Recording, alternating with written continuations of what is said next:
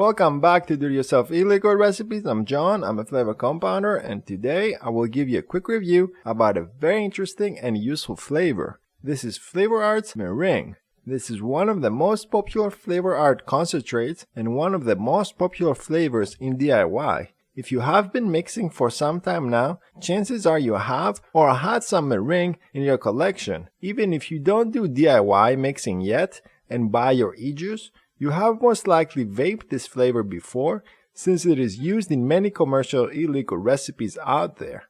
I can't really give it a definition of what type of flavor exactly this is, since it wouldn't be fair to just call it a cream, and also calling it a marshmallow doesn't fit it perfectly. So what type of flavor this is? I'd say meringue is a creamy type of marshmallow with hints of butter and maybe a little bit of vanilla. It is a soft and airy type of flavor that doesn't work that well by itself, but shines when used in recipes. The most common way I use it is when I want to add a little bit of creaminess to a recipe, but without adding an actual dairy cream. It also works as a substitute for marshmallow in recipes. Now, depending what company you're substituting, keep in mind FlavorRart's flavors are a little more concentrated than, let's say, TFA or Capella's. So if you're using meringue to substitute marshmallow from a different company, start with using half of meringue to the ratio of marshmallow in the recipe and adjust it from there to your liking.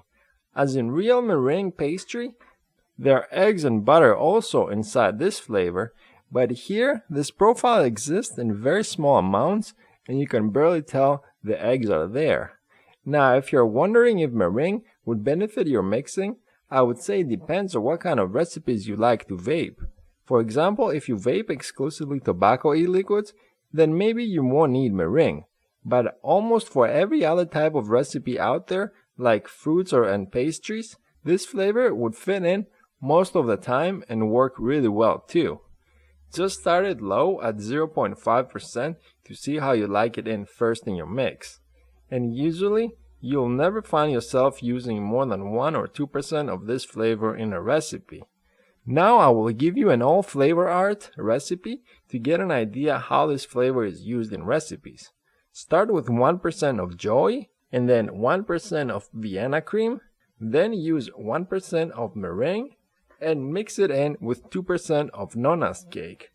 You can blend that mix with 25% of propylene glycol and 70% of vegetable glycerin.